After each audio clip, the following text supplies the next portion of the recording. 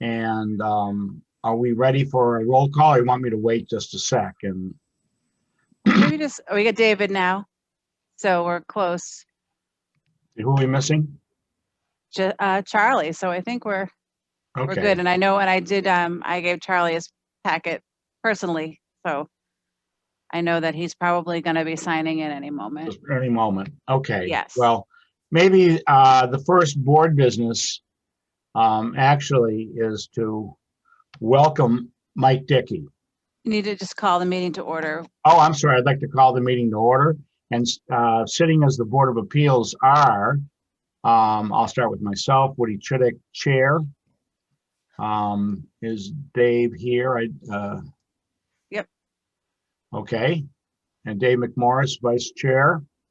And we'll go from Lee Darst to Matt Watkins to Mike Dickey. And if Charlie isn't here, Charlie Higginson will be here momentarily. So not too worried about that. With that having been said, we have a little bit of housekeeping. And I would say that the housekeeping is mostly our next two meetings. We typically meet on the first Tuesday of every month. In this case, it's April 6th and May 4th. You're not absolutely bound to those dates, but it certainly helps our planning and notification process. Does anybody know of a certain or near certain conflict?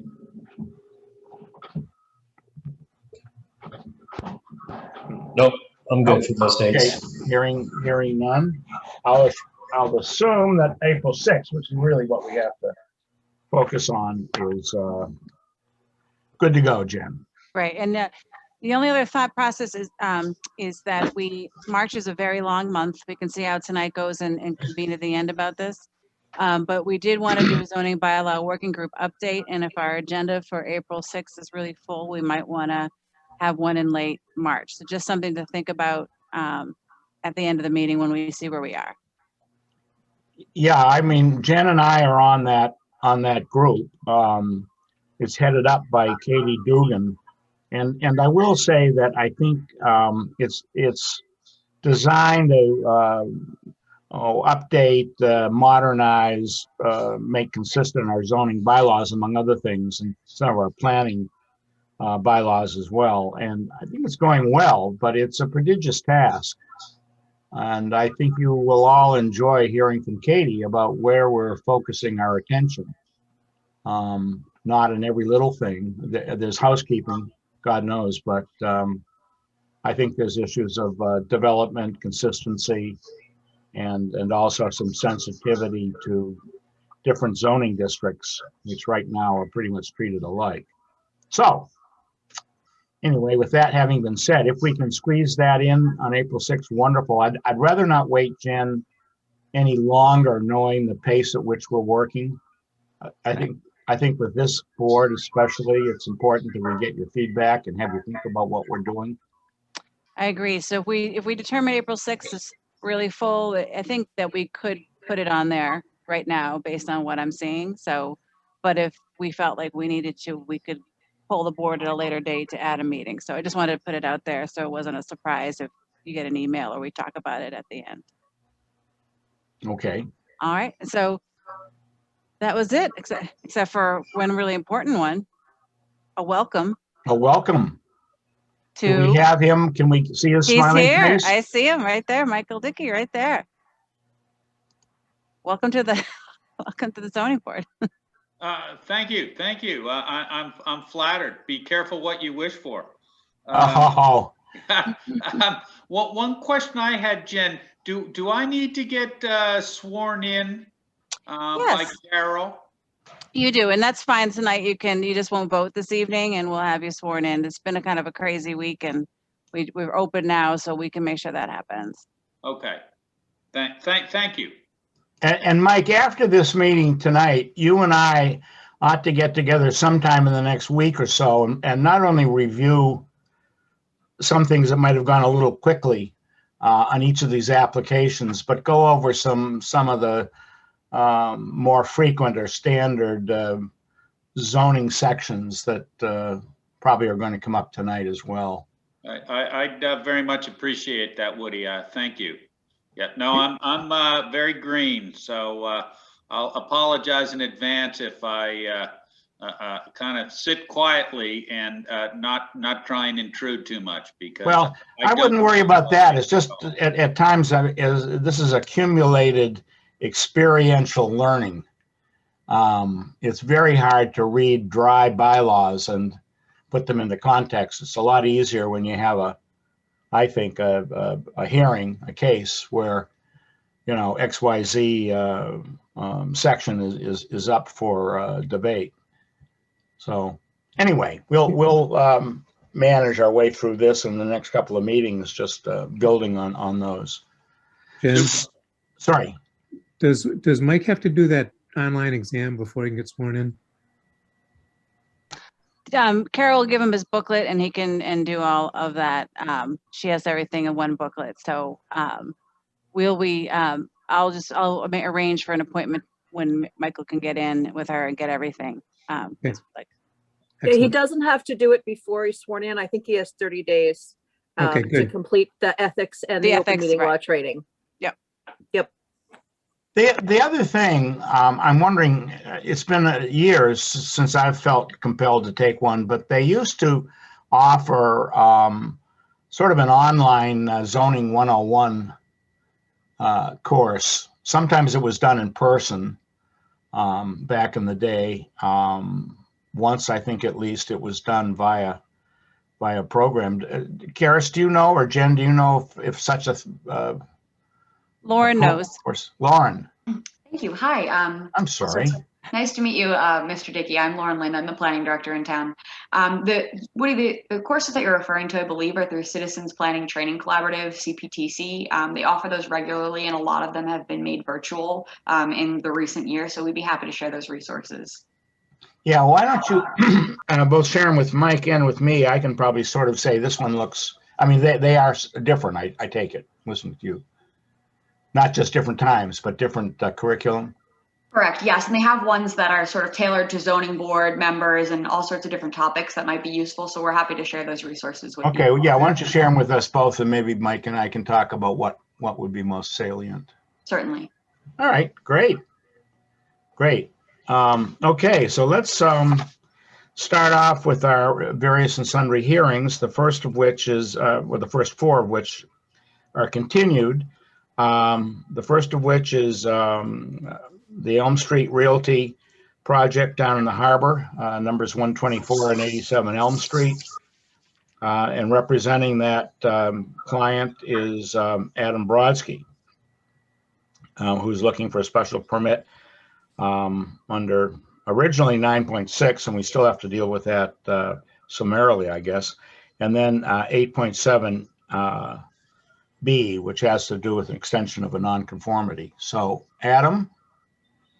Thank you, Mr. Chittick. Good evening, everyone. I represent CHI Elm Street Realty LLC, the principals of which are George McGoldrick and Ted Lubitz, who are on the line. And we're joined with John Kavanauer, our professional engineer this evening. And we've accomplished much since we last saw you on January 5th.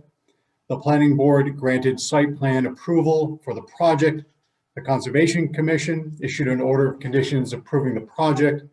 We have submitted an environmental notification form to MEPA in anticipation of filing our Chapter 91 application.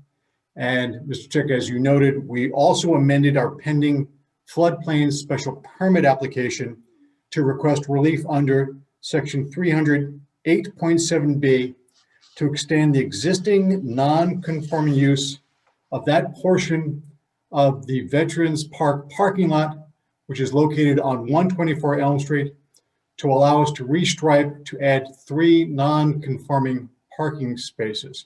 And you may remember we originally asked the planning board for that relief, since the planning board is the special permit granting authority within the Harbor Village Business Overlay District. However, town meeting never changed section 300-8.1, the non-conforming use section of the bylaw, to reflect that. We believed it was an oversight, But in any event, the planning board declined to grant that relief and sent us to the ZBA for that. You may recall that a portion of our existing parking lot, a portion of the existing Veterans parking lot is located on 124 Elm Street. The property line divides the existing parking lot. The parking lot in total contains 22 parking spaces. And you'll note, and John's available to speak to this if you like, the parking spaces have different dimensions and are non-conforming. They have less than the minimum required 176 square feet, which is mandated under your definition of parking space in the zoning bylaw. Of the total of 22 parking spaces, 5 spaces are located on 124 Elm Street. The rest of the spaces are located on town property. In fact, the entire parking lot use is non-conforming. As I mentioned, the parking spaces are undersized. The drive aisle is 23.8 feet, slightly undersized. 24 is the minimum dimension. The driveway is too close to the side and rear lot lines, and the parking spaces are too close to the lot line. What we're simply proposing to do is to restripe the existing parking lot, or that portion of the parking lot on 124 Elm Street, to provide 3 additional parking spaces, so that we'll have a total of 8 parking spaces on the 124 Elm Street portion of the parking lot. Those parking spaces are proposed to be 16.5 feet by 9.5 feet, 157 square feet. They are larger than the existing parking spaces, but admittedly less than 176 square feet. We're not proposing to enlarge the parking lot. We have looked at this any number of ways. We can't increase the length of the parking spaces to make them conforming, because that would further reduce the already non-conforming drive aisle. And we can't create 3 conforming parking spaces elsewhere on the project site. The only other place we could locate 3 additional parking spaces would be in the public park, which has been approved by the planning board. And I can assure you there's simply no support from the planning board and the other boards of the town to reduce the public park to accommodate 3 conforming parking spaces.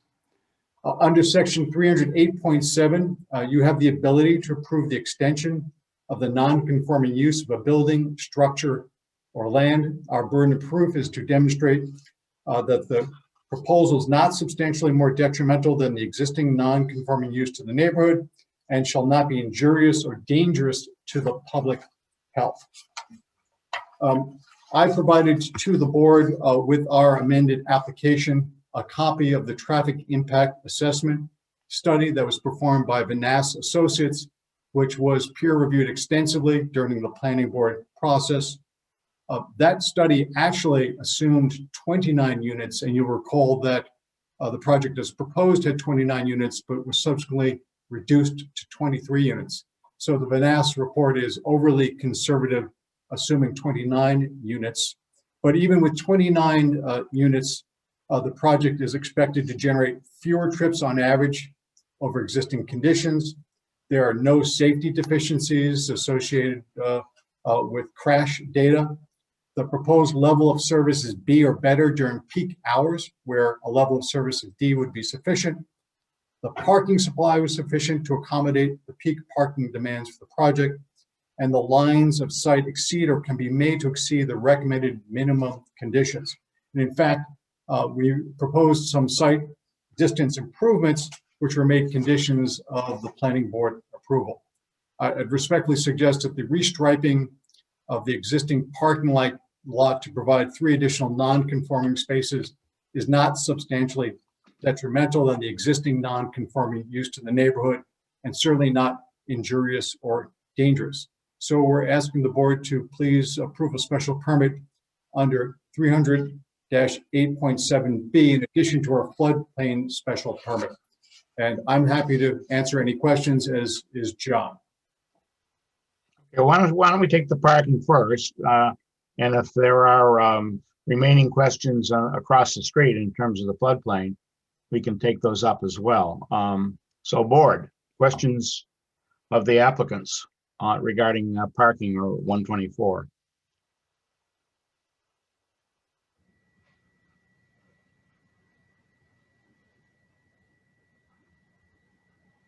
Go ahead, Dave. Looks like you want to talk. Yeah, I just have one quick question. On the last page, the last paragraph, on the first line, after it says Exhibit 1, it says the site distance improvements. Is that site S-I-T-E or is it supposed to be S-I-G-H-T?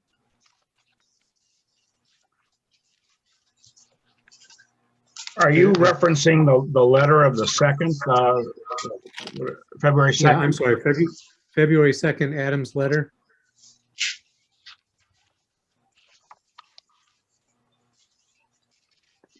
Last, oh, I was on the wrong page. Sorry. The last page, the first line, I don't know what's a site distance improvement, S-I-T-E mean?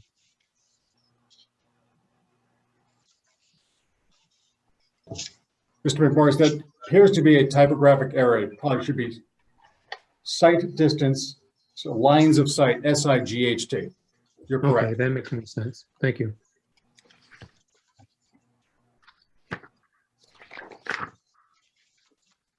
Sure.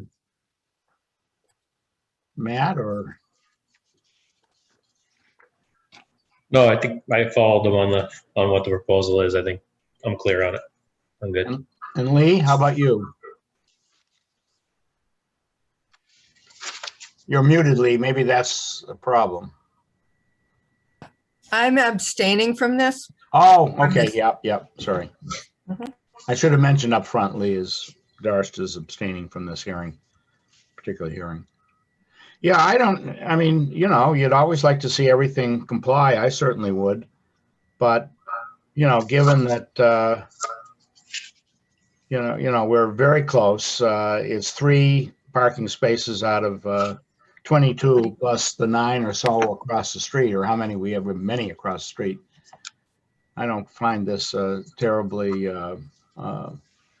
problematic myself. I think you're dealing with a confined space and making them, you know, doing what you can with it. I also think the trade-off of adding another foot or two to parking spaces and then intrude into the public park does not strike me as a particularly good trade-off. But point of view of one, we haven't debated, discussed or deliberated rather, but I think personally, Adam, I think you've done what you can with a, you know, constrained space. If all these parking spaces were non-conforming, et cetera, I'd have a very different attitude here tonight. But Thank you, Mr. Chittick. do we have anybody else on the board, or are there any people in the audience who'd like to speak to parking, which is before us at the moment? If anyone does wish to speak, if they could type into the Q&A and put their name and address, that'd be great. If there's nothing, then they don't need to type in. And I think, but I'm open to challenge by the board. I think we dealt with the parking across the street at 87 Elm. Pretty much, you were able to demonstrate that the land is really not subject to flooding given the sluice gates, and that in the event of an extreme, and there will be extreme weather situations, you've got backup parking at the St. Anthony's. To my mind, Adam, the issue would be one of notification. I mean, if you're a resident in the condominium, is there somebody charged with notifying residents that it looks like we're going to have a storm surge reaching into the marsh and you'd better move your car? Is there some, I don't know what you would call it, but management? Yes, George? George McGoldrick, 107 Border Street. There will be a management company overseeing the 23 units. And similar to what we do at BlackRock, where when there's any kind of weather event, everyone's on an email and or phone chain and gets notified of any incidents that may occur.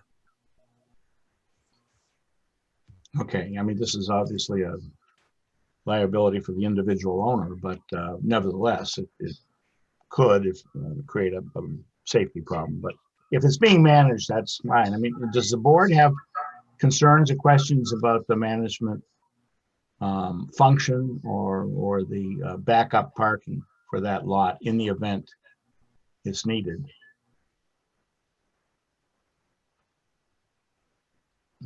Hearing nothing. Jen, do we have anybody in the audience? We do not. Okay. Board, are there any other issues you want to take up with the applicants at this time? I guess just considering the alternative arrangements, do we need any further detail on it? Like, is that a long-term agreement just for our That's a good point. right up? Is there a number of years associated with that, or how would you describe it? George. So we will forward to the board a letter that we have with St. Anthony's Parish, and it's an open-ended agreement with no termination date. Okay. And this will be part of obviously the management firm's charge or areas of responsibility, sounds That's like. correct. That's correct. Okay. If we don't have that, if you haven't drafted that agreement, would you get us a draft? If you have drafted it and we've just overlooked it, apologies, but would you mind sending it again just so we have it for the file? Will do. We have a signed agreement with St. Anthony's, and we will forward it again. Okay, the St. Anthony. I was thinking as well of the management company that you've hired for the property. No, that's a little premature. Okay, all right. But we certainly can do that. If that's a condition, we certainly can do that as well. I think it'd be just good to have it on the file, in the file. Absolutely. Yep, absolutely. Sure, why not? When you're ready. Okay, so no public queries or comments, no board comments. I would make a motion to close this hearing. Nope. Continue. But again, yes, sure. Sorry. That's why you get the money and I Oh. don't. Absolutely. Continue till next month. Was it April 6th? And we will have a deliberation then and a draft decision as well to take care of then. I'll second the motion. Okay, moved and seconded. All in favor? Well, Woody Chidick, aye. Dave McMorris, aye.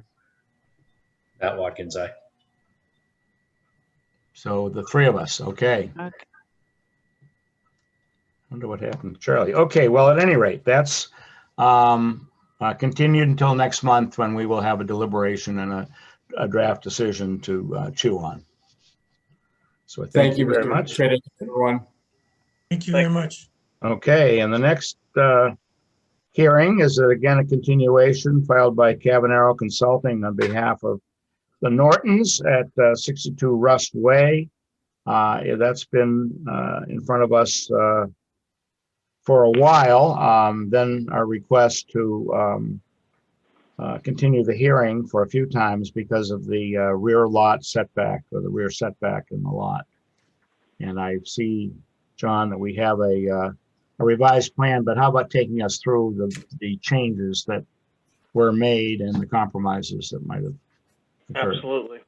Thank you very much, Mr. Chittick, members of the board. For the record, John Cavanero from Cavanero Consulting in Norwell. I'm here with Eileen and Tom Norton, the owners of 62 Rust Way. And first, we want to just thank the board for their patience for the continuation since we were last in front of you. As a group, the Nortons needed to pivot on their professional architect and go back to the drawing board literally since our first hearing regarding this proposal. So I'm going to share screen if that's okay and pull up the site submitted. So hopefully everybody can see this in front of you. Oh, good. Yeah. Okay, so this is the site plan for 62 Rust. Essentially, I want to talk about where we were and where we are. So where we were is the outline in red, which was the original footprint of the proposed addition that we presented to the board for relief under Section 8. The house is substantially non-conforming with respect to the rear setback, as we discussed at great length at the last hearing. This is a difficult site in that in order to achieve really any growth of the living area, it really needs to take place on the left side of the house, which is really also part of the delay in coming back to you, because there's an extensive analysis and reevaluation of the entire property, and really to look at if something could be done to the right side of the house. And it really is prohibitive due to alignment of the existing facilities, the sewer connection, utilities, drainage, how the basement's configured, and the fact that the driveway and the garage is on this side of the house, and the whole idea is to pull the garage off and try to expand some living area. So where we left with was, it was about 1,000 square feet of new footprint within the rear yard setback, and that resulted in about 140% increase in non-conforming area from what exists today. Right now there's about 730 square feet of non-conforming area.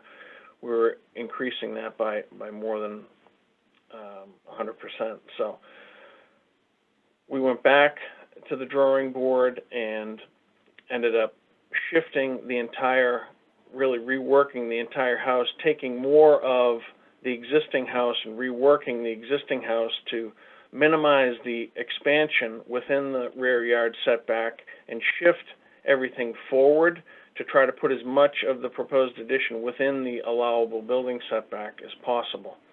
And what that did was it reduced the footprint within the setback from 990, actually over 1,000 square feet if you include the porch, to about 450 square feet, which is shaded in green. So we reduced that by about 80% by shifting it forward and actually getting into the existing house and reworking the existing house, which was really something that they were trying to avoid on the first proposal.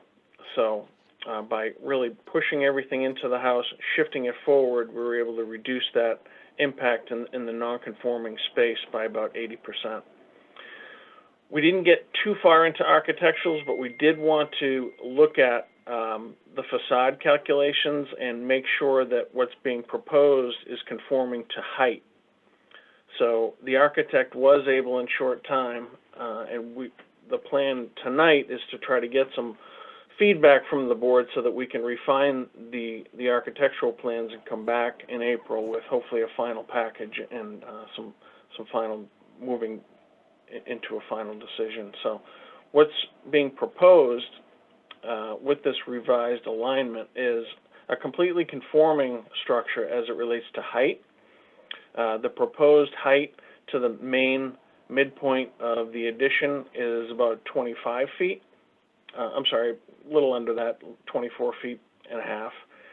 But the Nortons would like to, this was part of an original, of the original application, but due to its location in the last revision, this required a set of stairs, a widow's walk atop the addition that would have been even further non-conforming in the backyard, so it required a variance. So that was eliminated from the first design.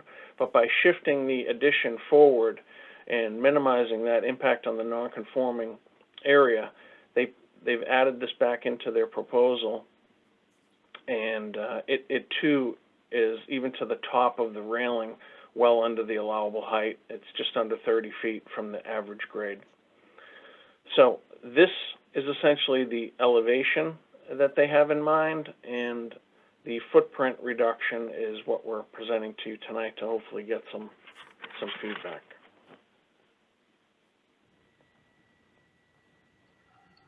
With that, happy to answer any questions, and I'm happy to leave this on the screen for now unless Yeah, I think that'd probably be helpful. But you don't have any other elevations. You just have that one facade from the, Well, no, we do. We have elevations on all three sides.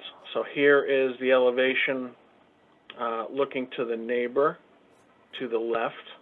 So this is the side. This would be the existing house, and this is the addition right here on the side. And then in the rear, this is what the addition would look like in the rear. So this is the existing house, and this would be the addition over here.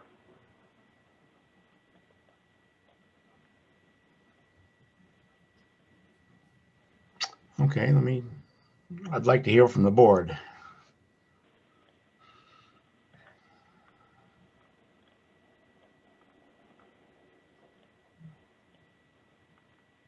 Well, I can go. Yeah, I recognize that you've done a lot of work to kind of reduce it based on some of our feedback the first time. So I think you've made good improvements in that regard. I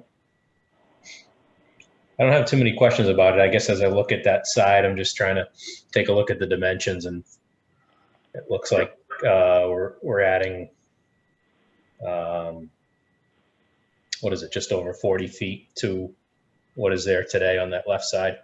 Is that right? From a dimensional standpoint, left, Yeah. left to right. Yeah, it's probably in that range. Yep. Okay. A little bit less, but. And I forget the first time, had you had some conversations with either 54 Rustway and or the parcel with the pool there, which looks like it would be 422 Jerusalem behind it? I'll let Tom and Eileen talk about any discussions they've had with their neighbors. Yeah, hi everyone. We did talk to the Hartwells a while back about this, and I mean, they know that we're seeking approval for it, so they had no problem with what we were seeking to do. And in fact, yeah, I mean, basically our garage, if you see their property, it like faces their garage, so they were fine with what we're doing here. As far as the Roys go behind us on the other property, I mean, they're quite a ways away from us. We don't see them. We don't see their house from our house. So, and we don't know them. We have not had any conversations with them. It's very wooded. It's a very thick woods between us and them. So it's really hard to see their house. Yeah, so the existing, what's being proposed here, this is the existing driveway, I forgot to mention. So this is where the cars today come in, drive into the side of the garage here. So there's a lot of vehicular activity here, parking in the rear yard setback, so that would all be eliminated. So it's being traded for bringing all the parking to the front of the house. This would be an elimination of vehicular traffic in the rear yard setback. So this would be restored back to landscape. Exactly. Yeah, exactly. Yep.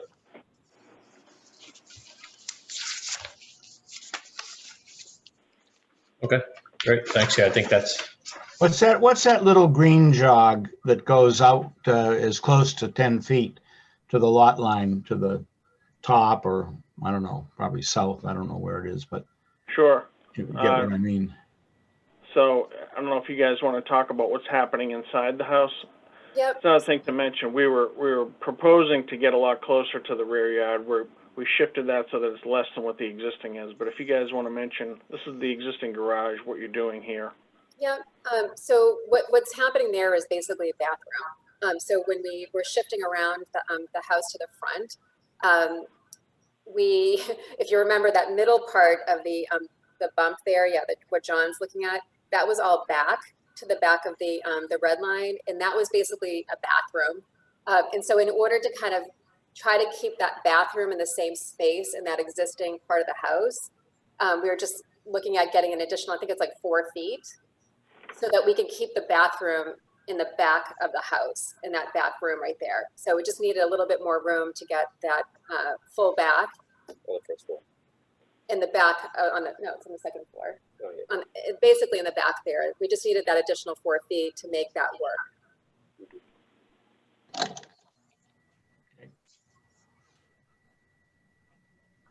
Oh, certainly improvement. What about others? Lee? I don't have any questions. Dave McMorris? No, I think given the existing conditions, you've done an excellent job of getting a workable proposal that encroaches as little as possible. Thank you. Yeah, I'd like to underscore something Dave said a few months ago, I think, that we recognize that the Roy's house is far away through the woods and so on and so forth, but that's now. And it's very hard to foresee the future in 5, 10, 20 years, and which is why we're so sensitive to intrusions into the setback.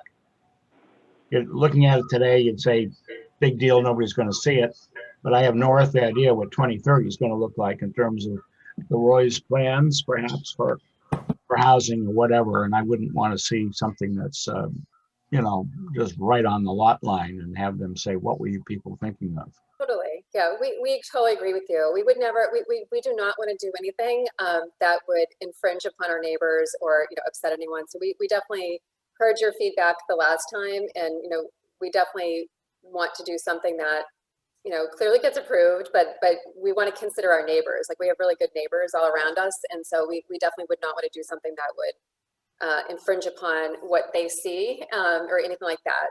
So we've tried to do that with this updated design. Yeah, I echo what Dave said. I think you've done a lot here, given the constraints that you're facing. Jen, do we have any members of the public who'd like to chime in? I do not see anybody presently. No, I was trying to get around the screen, so there we go. No, not at this time, and nothing in the Q&A. Okay, is it the board's wish that we continue this hearing until next month for we had 2 draft, we didn't have a draft in this one, though. Yeah, 2 draft decisions, but not in this. Continue this hearing until next month? Yeah, I guess to what he said, do we have, I know John mentioned there may be some further developments in the architectural plans, but are the I guess the dimensions are locked in other words, or do we have to wait to see more? So what we'd like to do, if possible, we didn't want to go 110% without getting, the benefit of the board's reaction to the substantial change. So the footprint's locked in. We can provide you with some updated architectural plans that match what you've seen this evening, and that will include both facade and footprint and dimensional adequate information that you could render a decision. So we'll have that in well in advance of the next hearing, and hopefully that will allow us to continue to move forward. Okay, and the whatever 456 feet addition, is that's footprint? Could you provide us perhaps with volumetrics as well, as we typically ask for? Sure, we can pull that together. Great. Do I dare ask, can I say, do people feel good with this direction? I know that there's another meeting after this, but do we feel like, we're happy to we're going to do more work. We'll do more work. We have a new architect that's helping us with the plans, everything. But if there was any feedback, we would incorporate it at this point, right? Okay, now let's find out from the board. Yeah. Dave, Matt, Lee? I'm pretty pleased with the way it's been changed. Yeah, I would say continue with this concept and the outline that you've given. I don't see any knockout factors or problems. I wouldn't expect next month or in the interim to come in with an enlarged structure that was a bit of a surprise, but Don't do that to us, but. No, we're not. I think twice is plenty for me on this, so we're not planning for a third here. So, Okay. yeah. So Well, I thank would you say very much. complete the plans, yeah. So I'd make a motion to continue this hearing until April 2nd, 6th. Second, Dave McMorris. Okay, Lee Darcis said aye. Dave McMorris, Matt, you said aye, right? Woody Chidick, aye. So Matt Watkins, I, four of us said yes. So we'll see you next month. Thank you very much. Thank you so much. Appreciate it. Thank you. We appreciate it. Okay. Thank you, John. Thanks, John. Third one is a special permit. Under, again, it's an extension of a nonconformity at 481 Jerusalem Road. John Cavanaro is representing his clients, Josh Trezeri and Beth Carney. On either side of the main house, two wings, they want to go up primarily a bit to add a little more perspective, I think, and harmony there. But you want to take us through what's happened between February and now? Actually, nothing has happened since February now, so there's been no change. I don't think we were asked to provide any additional updates, so status quo. No, I didn't either. I did see a draft decision on this, which we have not discussed and debated, but given, assuming we have the time, we'll do that tonight, I presume. So I would make a motion to close the hearing. I don't see any reason to. There's no new information. And we do have a draft decision. Dave McMorris, second. Okay, moved and seconded to close the hearing at 481 Jerusalem Road. All in favor? Matt Watkins, I. Matt, Lee is aye. Woody Chidick, aye, and Dave and I have Dave McMorris, aye. moved and seconded. Okay. So that's Thank you very taken much. care of. Yep. Now, I don't know, John, you're doing an awful lot of work, so maybe, I don't know if no, you may not have anything else here. Anyway, the next hearing is filed by Morse Engineering, another firm, on behalf of 605 Jerusalem Road down off Straits Pond, where the clients Gardner and Brahms proposed a month or so ago to two additions that kind of intruded into the setback a bit. I noticed that for this hearing, they have again pulled those intrusions back quite a bit. But who's going to speak on behalf of this application? Sorry. Actually, Woody? Yeah. I don't think they've moved the intrusions back. They've recalculated the front setback. Oh, By because under- of the two homes, one on either side? Is that what you Yeah, under note 3, after recalculating, everything that used to be non-conforming in the front setback is now conforming. So all we're dealing with is a little piece of the porch on the left-hand side of the property. Okay, Jeff, why don't you take us through that particular point and any other changes that may have occurred in the last 30 days? All right, thank you very much. Just introduce yourself, okay? I didn't do that. Of course, Jeff Hassett here, civil engineer with Morse Engineering. And as you noted, this is a continued public hearing from about a month ago, and it's a special permit for additions to 605 Jerusalem Road. And I believe David Gardner and Deborah Brahms, the property owners, are on the call as well. So since the last meeting, we submitted an updated site plan, updated architectural plans, and updated application, and also a letter summarizing the changes. And the main change, as was just noted, was that we located the two abutting houses on either side, and we're able to calculate the required front yard setback as to the average. And by doing so, the addition fully complies with the front yard setback. So the only portion of the addition that does not comply to the property line setbacks is now on the left-hand side of the house. If you're looking at it from the street, there is a sliver here, and that sliver does not comply with the 20-foot required side yard setback by 0.4 feet at the rear.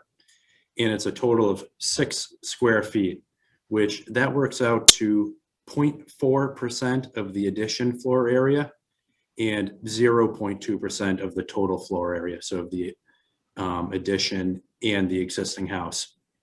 And that area, that addition is currently a roofed porch that is being proposed to be enclosed as living area. So I noted that we updated the application. The relief that we are looking for is a special permit in accordance with 300.8.7 to enlarge a pre-existing non-conforming structure on a pre-existing non-conforming lot.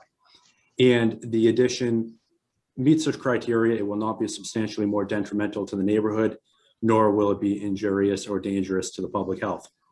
The second special permit we're looking for is because we're in the flood, partially within the floodplain in the watershed protection district, we are seeking a special permit per 300.9.7H. And the only portion of the work that falls within that overlay district is this roof drywall system, which is proposed to be installed in the lawn. And the idea for that is to direct all of the roof runoff to it. And we picked that spot because it's a down gradient, so we can get all the piping to it, and there's no ledge in that area. So it's really the only feasible location, but it will not, I know there are 4 criteria for that special permit, which this meets all of. It's not going to have any negative impact on drainage. If anything, it's intended to improve the drainage. So with that, I would be glad to answer. Oh, let me shoot before I move on. This is the first floor architectural plan, which shows again in red the area of that addition that does not conform. So with that, I'd be glad to answer any questions. Okay. All right, board.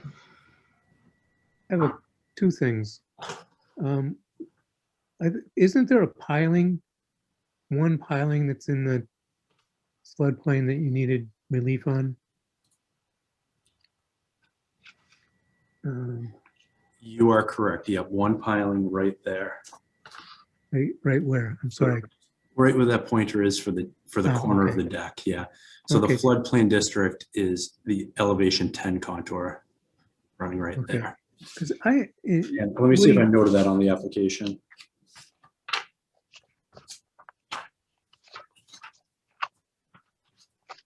You did. In your letter, you did, certainly. I did, yes. Yeah. Okay, good. And I guess just to ignorance, Woody, that drywall, if it's underground, is that in our jurisdiction at all? It is a structure. Certainly the roof part of it. No, it's not roofed. I don't think it's roofed. It's a drywall for the water from the roof to run to. Okay. Well, what's the covering, Jeff, on top of that? Grass. Oh. Yeah, I'm not, we haven't had any issues with something that's strictly below ground. You know, there'd be a Concom issue, I would think, if anything. So Concom has approved it. I do think it needs a special permit because under special permit uses H, it says any other construction, movement, or placement of a building or structure, comma, filling, excavation. So I think the excavation and the filling. Okay. Okay, now is this subject to a stormwater review or? It's already been granted. So, okay.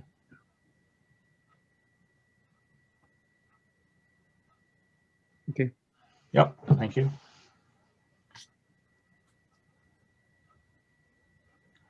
Other comments? Matt, Lee? No, everything has been clearly presented tonight, so I have a clear picture. No, and just, I know you mentioned it, Jeff, but as far as just an explanation on the recalculation, it's just something that you had to go back out and essentially resurvey the boundaries, and that's how this was derived. Or could you tell me any more about it? Sure. Yeah, not the boundaries, but you see the site plan now includes the abutting houses on either side. Yeah. And the one to the right is 11 feet off the property line, and the one to the left is 19.9, as well as the subject property is non-conforming to the front yard setback. So the footnotes under the zoning table allow you to take the average of the houses on either side.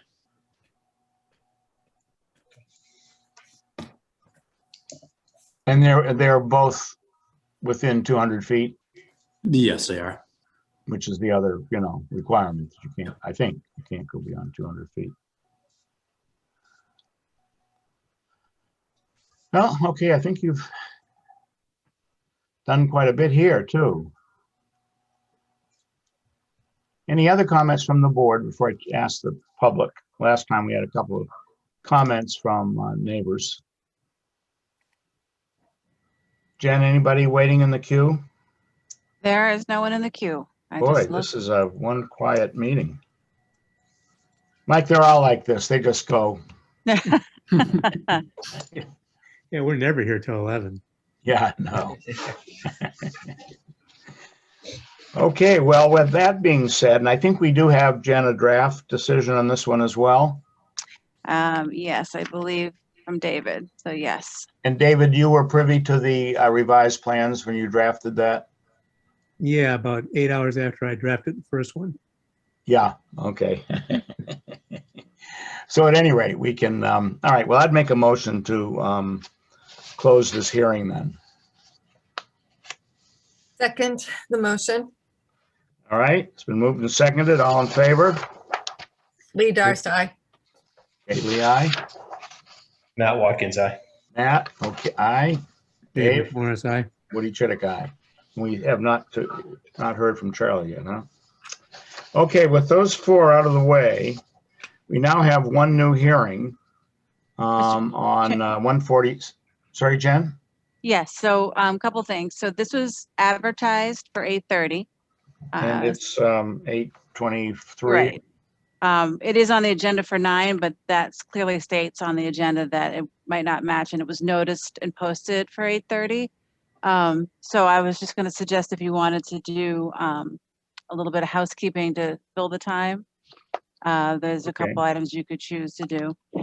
Are you referring to minutes or what? There's all three. There's minutes, there's decisions. So you could just vote to amend. I'm sorry, I just got a note. Yeah, so I think that we could do minutes if that's okay. And then if there's still time, you could do one of the decisions, maybe 6:05. Okay, I didn't have any comments on the minutes. I think didn't I see January earlier, or am I mistaken?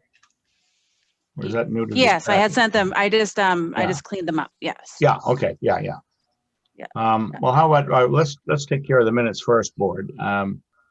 Any of you able or have the time to be able to go through the minutes and make any corrections, grammatical or otherwise? I just had one on the January minutes. Okay, It said that I voted to continue, was that, which one? I think it was. Was it CHI? Yes, Oh, okay. yes. And I did not. So Okay. that was the only thing. Yep. That was the only thing in both of the sets of minutes okay. for me. Yeah, you were recused, in fact. Yeah. Yes, I just. Okay, with that exception, how about February minutes? I had nothing for February. All right. Well, I'd make a motion to accept both the January and February minutes. If you have any further edits, I presume that they're probably grammatical in nature, but get them to Jen in the next couple of days. And Jen, if anything of substance, please circulate. Otherwise, we'll consider these. I'm making the motion to approve them. Okay. Need a second? I second, Lee Darst. Please, seconded. Dave, Aye. Matt. Aye. Okay, moved and seconded. So Jen, you're suggesting we now take up the hearing we just had, really. Right. So you just say, maybe just have a motion to move up the agenda to deliberation for 6:05. 6:05 Jerusalem. Yeah. Okay. And I'm looking for Dave's draft, but Dave, you want to take us through where you came out on this, and then we can have at it. Yeah, basically, they barely needed to be in front of us for this. There's that little portion of the porch which already exists that's non-conforming by 4/10 of a foot. And, you know, they're not changing the footprint of it, they're just enclosing it. So it adds a little tiny bit of non-conforming space, about 6 square feet of non-conforming space, a facade at the back corner. The other thing is that footing for the porch, which is not going to have any impact on the floodplain whatsoever under any circumstances. I did not, in the decision, take into account that the dry well needed any relief from us, and I still don't believe that it does. I think excavation and filling means excavating and leaving a hole, or filling and filling in a hole. Leaving something that's in the condition it was in before but changed underground, I don't think is something that comes under our purview. I think it's just Concom. Yeah, I don't know. We haven't had one like this before, and I haven't really studied the issue, but I mean, unless there's earth to be removed or off-site or something, and I don't think there's any issue with Section 11 of the bylaws, which confine you to 10 cubic yards or something. I mean, that's a lot of earth, so they're not going to be doing much in that at that level. Mm-hmm. And I think our concern is generally the zoning conformance of the finished product and not right the process itself. I mean, the Concom certainly needs to worry about the process itself, but we don't. How's other board members feel, the other two? Yeah, I think that all sounds reasonable to me. I would agree with what David said and how he positioned it. Yeah, this is about as unintrusive as we get. I meant to look back. I didn't get a chance just to look at what the calculations were before they kind of recalculated that. I do remember there was just that small portion that we were concerned about in the front right corner, but it's kind of a moot point at this point. So, yeah, it wasn't huge, but Mike, I don't know if you're aware, we have a bylaw that an exception to the bylaw, front setbacks only, that you can take the average of 2 houses, one on either side of you, as long as they're within 200 feet. And I guess in a way to harmonize setbacks in a neighborhood. Not sure, I'm not a great lover of that, but that's the bylaw. And so I think they rightly so. Matt's favorite is down in Summer Street, where they did that. I still see Matt going by every day, shaking his fist, but such is life. Anyway, yeah, I think this is pretty benign, and I would make a motion to accept the decision as written. I'll second it. Okay, moved and seconded. All in favor? Lee Darst, aye. Woody Chidick, aye. Dave McMorris, aye. Matt Watkins, aye. Okay, moved and approved. Okay, well, now that it's 8:30, right on the button, why don't we hold the second decision, the 480, whatever it is, 1 Jerusalem Road, until after we have the open the new hearing. So we don't know. Is Adam Brodsky prepared? He's here? He's here, so I'm just gonna text Karis. Okay.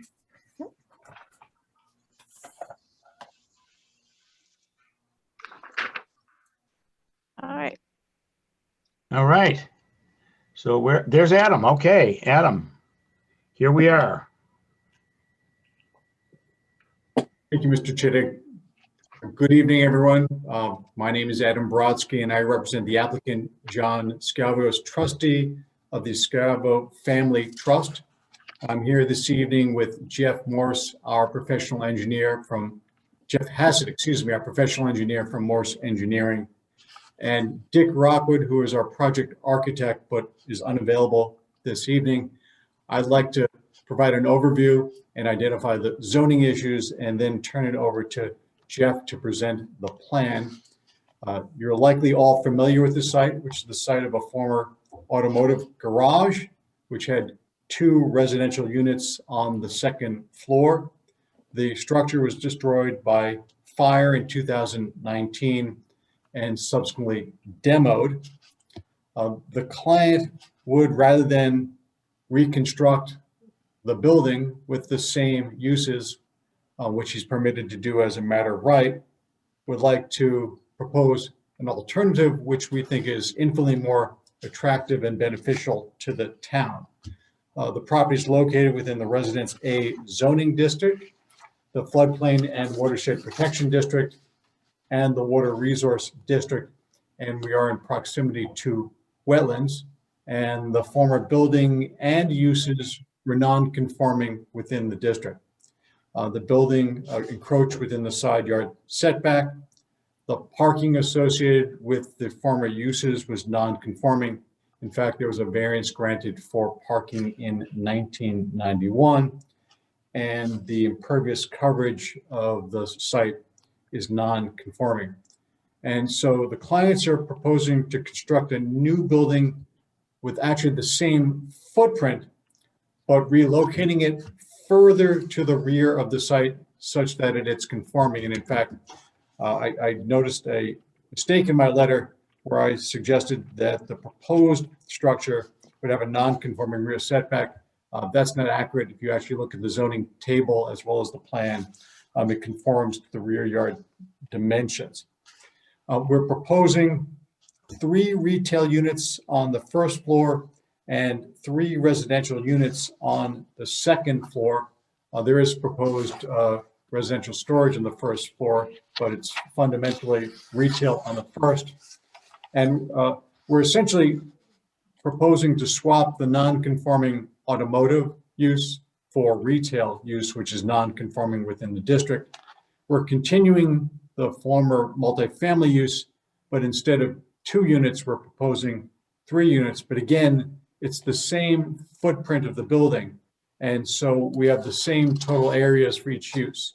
So the proposed retail use is the same square footage as the garage use, and the proposed multifamily use is the same square footage as the 2 residential units that were on the 2nd floor.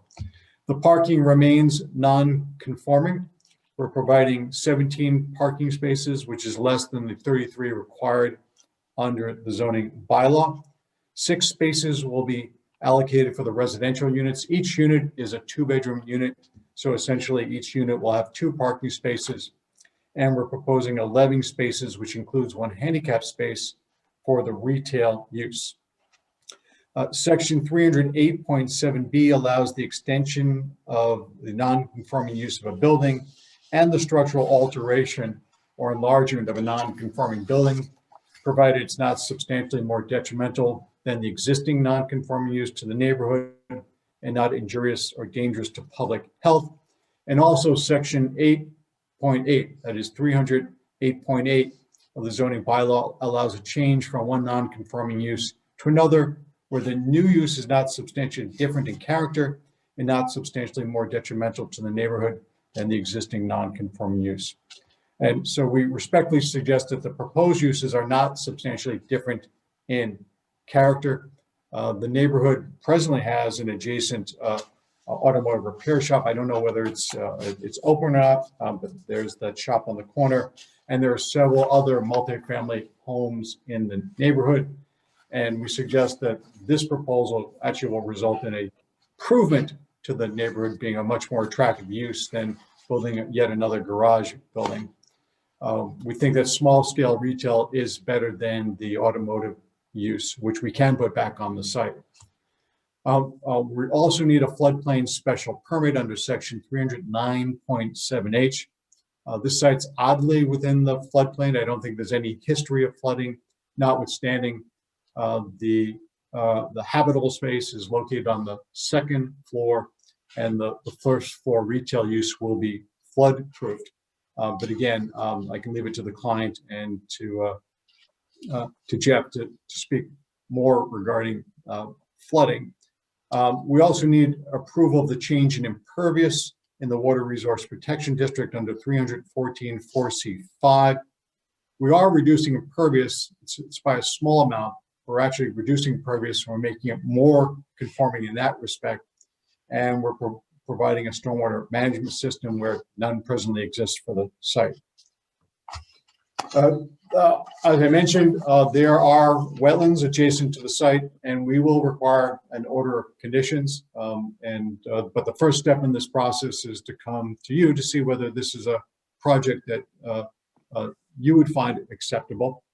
And lastly, Ms. Orwin was kind enough to share with me comments from various departments, either related to wetlands issues, which we will address with the Conservation Commission, or related to Chapter 21E.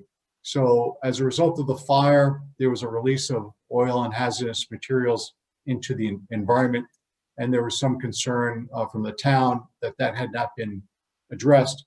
It's not a zoning issue, but I just want to assure the board that in fact, the client had retained the services of a licensed site professional who actually performed response actions and filed with the Mass DEP a permanent and temporary solution statement with no conditions. It's release tracking number 4-27719, which was filed by Stantec on February 27, I believe it was 2020. The LSP of record was Joe Salvetti, with whom I've worked. And so the site has been closed out and cleaned up pursuant to the Massachusetts contingency plan, with all contamination reduced to natural background levels. And I did note when I reviewed the DEP website, and so all of this information is publicly available, as well as the reports, which you can actually review online. DEP actually screened in the permanent solution submittal on February 27, 2020, and found no noted deficiencies. And so with that background, I'd turn it over to Jeff just to take us through the site plan, please. Wait, before we do this, I'm just going to recuse myself at this point, so I'm going to shut everything off. Okay. Great, thank you, Adam. Jeff Assett again here for the record with Morse Engineering. So the property is about 20,000 square feet in size, so a little bit less than half an acre. It is entirely upland, but there are wetlands offsite to both the north and the south, so we will be filing with conservation. And as noted, it was previously developed with a building that burned down. That building was on a slab foundation, which currently exists with some asphalt around it.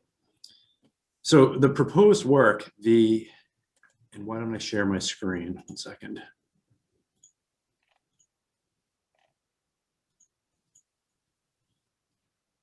So currently the entire frontage on South Main Street is paved.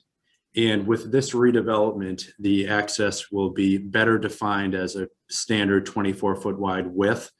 And what that does is it opens up some room for landscaping on either side. And that curb cut opens up to a parking area that provides parking in both the front and the side of the building. And it provides 17 parking spaces. All of the spaces comply with the dimensional requirements. So the standard spaces are 9.5 by 20 feet. And there are 2 parallel spaces on the side, which are 8 by 22. So again, they conform. The existing building is located here, closer to South Main Street, or the former building. The proposed building will be constructed further back, opening up room for parking. And it does comply to all of the dimensional setbacks to the property lines. The site is within a FEMA AE zone elevation 9. So the building will be constructed in accordance with the applicable building codes. The first floor office retail will be flood resistant, and the residential will be elevated up on the second floor. Currently, there's no stormwater on the property, but we will be installing stormwater controls to hold back the runoff. And like any project, there will be a stormwater report provided that will show that the rates and the volumes of runoff are reduced in all storm events. The property will be serviced by municipal sewer and water and by a gas service. And the project does propose to add screening along the property lines in the form of stockade fences and vegetation. So this plan, again, will be submitted to both Conservation and Planning Board, and Planning Board does intend to do a third-party peer review. Thank you.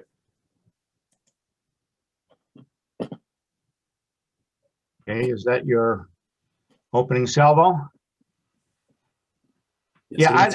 I'd just like to maybe just start off with at least potentially the biggest issue, which has to do with change of non-conforming use. What are you, this is really, was an auto body shop. Yes, it was a car repair, but it was, I believe, primarily auto body. What are you proposing? What is your client proposing in terms of retail occupancy, the types of retail businesses he's looking for? Whether he gets them or not is another matter, I guess, but. Mr. Chittick, I don't know if there's a specific program in place other than it to be retail. I don't know. I assume the client may be in the audience. I don't know whether you want to promote him so that he can speak to that issue, but I don't have any additional information to provide you on that.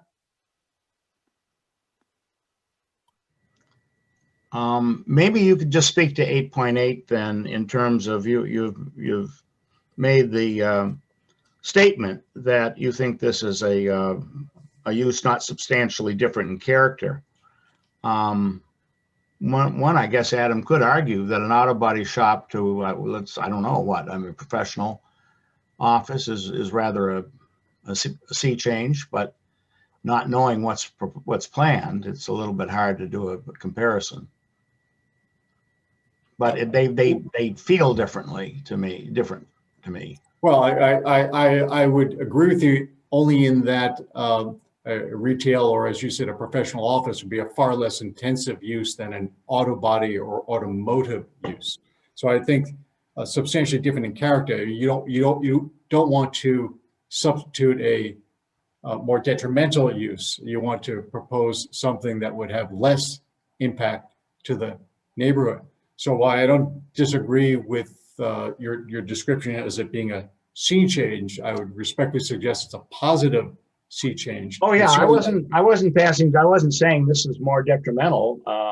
However, it strikes me as different. But if you take a look at the bracketed comment after character or its effect on the vicinity, I think that probably plays more into the point you're making, is that its effect in the vicinity will probably be less intrusive or annoying or whatever else we want to call it than what pre-existed. But I see more sensitive to the wetlands issues around it too. Yeah. Well, go Dave, expand on that a bit. I think a professional or retail use is much less of a threat to any surrounding wetlands than an auto body or automotive repair shop, with the chemicals and the petroleum products and all that kind of stuff that comes with that. Yeah, I think those are stronger arguments, if not to give you argument, not that you need help making arguments, but on the score. But I mean, I think there's no question it'll be better for the neighborhood, but it may be different, and maybe that's why it's better. Right, and I think you can say that about a professional use. I think small scale retail is a little bit broad, right? So I don't know if, for example, does the board have condition rights as to what type of small scale retail, or within reason? I mean, it's always a little problematic if we start defining a retail use and miss something. Right. I mean, I know when we wouldn't want to be too prescriptive. Let me put it that way. Yeah, I mean, I bring it up because I know we've approved retail uses in the past, and we're not very interested, if you will, as to if they have a bookstore or a Panera Bread there. But I think here, right, it really, when you look at 8.8, I mean, how is it going to change the character of the neighborhood? I think the type of business that it is pretty important, you know. But I don't disagree that, you know, like a professional space there is probably a Well, way I just came up with professional space. Obviously, that wasn't part of the packet, but I see, Adam, we have Mr. Shavo there. Would you care to tell us what your current thinking is in terms of the kind of tenants you want to get, or again, just because this is being taped, how about introducing yourself? Sure. Yeah. I am John Scavo, the owner of the property. And you're 100% correct. It would be mostly office space. For instance, a real estate office. I have a daughter that's a psychologist's office, and I got a son that's a CPA. So that's what we're looking at right now. That'd be pretty hard to argue against those kind of things. I mean, those are really professional offices as opposed to, I don't know what, food service or something else. Exactly. Okay, for the time being, I mean, I think we've got what we've got there. Adam, other questions about, well, there questions of occupancy. Yeah, I want to get back later to possible hours of operation and things. This is you know, it is still, regardless of the fact that there's a funeral home across the street, catty corner, and a pre-existing garage, the church, everything, neighbors. As you know, it's a pretty quiet neighborhood, and particularly when the sun goes down. You know, I mean, there isn't much noise, activity, traffic after the daylight hours, and I would like to talk a little bit later about possible, you know, hours. I worry less about professional offices just to begin with. So whether that becomes a condition or not is quite another matter. But Adam, how are you going to, what are you going to do to meet the various parking standards? I follow you in the 17 spaces. I think 26 or whatever it was mandated by law is a pretty heavy number. I mean, it's unrealistic, I think. But nevertheless, there are things like no parking in the front setback. This looks like you've got parking in the front setback. You've got to be technically 25 feet away from a lot line in a residential district, and you aren't. So on and so forth. I think those are two that jumped out at me, and whatever else. No parking. Lighting, I haven't heard anything about lighting one way or another. And but in the RA 73A1 in the R district, all parking is at least 25 feet from all street and lot lines. And of course, at least not within 5 feet of the lot line anyway, and no parking in the front setback. So those are all parking issues on their surface. If you're not conforming, might you be in variance territory? But for the fact that we have existing non-conforming parking. And so again, because nothing on this site is conforming, I believe that the bylaw permits us, at least with I think you went out. Parking to continue that non-conforming. Oh, can you hear me, Mr. Chittick? Well, you were cutting in and out. I'm sorry. Why don't you go back a sentence or two?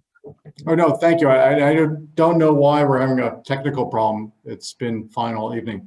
No, I was going to say, but for the fact that we have a non-conforming parking condition presently, I would agree with you that we would require a variance. But we do have an existing non-conforming parking condition which we can and are allowed to continue. We're proposing change in use, but we can't solve the non-conforming parking condition.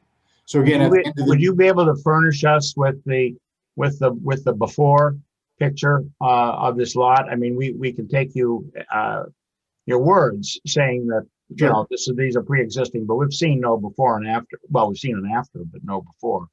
Yeah, and again, if my recollection, and John can correct me, or Jeff can correct me, there was a lot of haphazard parking laid out. This wasn't a situation, particularly at the back of the lot, where there was a striped parking area. So we certainly can provide you with aerial photographs or historic aerial photographs that showed all of the parking. There was parking everywhere and parking allowed to be everywhere on the site. And we can certainly provide that information to you. Yeah, I think it'd be helpful to buttress the point you're making. Yes.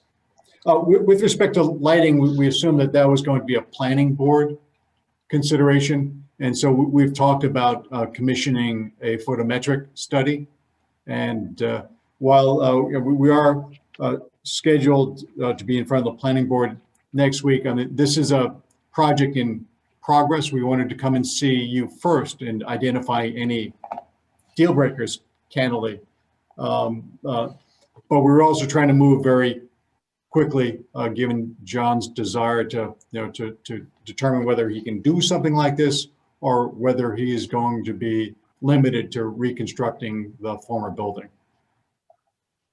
I have a couple of questions, I think. Good, Dave. On the parking, Woody, they did have a permit to have 24 cars on that lot. Yeah, I saw that. So I would expect they would have to be pretty much everywhere, given the size of the existing or the prior building. But my question is, I think the only significant dimensional nonconformity with the proposal has to do with structural coverage. And I assume that the reason that the structural coverage is so extensive is because you have impervious parking area. Is that right? Adam, I think the question was for you. I believe that's correct. I mean, you're talking about structural coverage versus impervious, correct, Mr. McMorris? Yeah, you're on your application. You say that the structural coverage, the zoning bylaws is 30%. The existing is 63%, and the proposed is 61%. Which, just looking at the size of the building, it would have to be other impervious areas that are creating all that extra coverage. And I guess my question is, does the parking area have to be impervious? Can't you create, use pervious asphalt or something like that so that your structural coverage comes within compliance by law? So that's a question I'm going to ask Jeff, whether that's a feasible application here. Yeah, and maybe I'd want to look closer to see if that requires a variance from anything site plan review related, but it's certainly something we could look into. Yeah. Yeah, I mean, you've said that there's a stream or something going underneath here, at least during storm events, as it is, and a lot this size covered with impervious material could play havoc, as opposed to something that is pervious and is allowed to drain into whatever that underground stream is, which goes over to St. Anthony's. Well, please keep in mind, we are going to have a stormwater management system going to comply with the stormwater standards. And so to the extent that we have to, for example, recharge, we will comply with that standard.